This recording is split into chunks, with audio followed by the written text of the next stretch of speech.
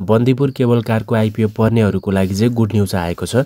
Good news के रहेको छ भने बन्दीपुर केबल कार कम्पनी लिमिटेडको आइपिओ जसलाई परेको छ उहाँहरूको डिमेट खातामा चाहिँ ट्रान्सफर भइसकेको छ।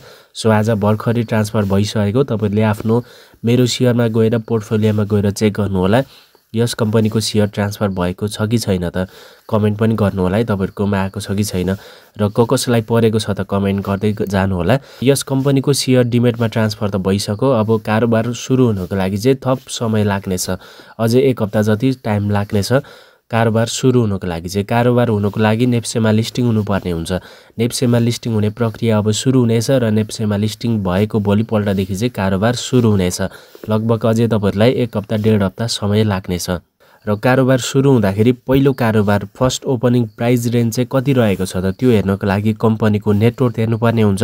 कम्पनीको नेटवर्थ भनेको 95.24 रहेको छ। त्यसैले यसको ओपनिङ प्राइस रेन्ज भनेको चाहिँ 95.24 देखि लिएर 285.72 को बीचमा हुनेछ।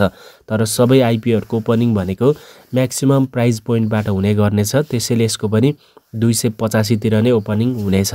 र फर्स्ट ओपनिङ फर्स्ट कारोबार सुरु भइसकेपछि चाहिँ त्यसपछि भने बढ्न थाल्नेछ र कहिलेसम्म बढ्छ भनेर चाहिँ त्यतिबेला नै थाहा हुनेछ। अहिले नै भन्न सकिँदैन। लगभग अनुमान गर्दाखेरि चाहिँ 700-800 भन्दा माथि जान सक्छ कि भनेर तपाईहरुले अनुमान गर्दा हुन्छ, आश गर्दा हुन्छ।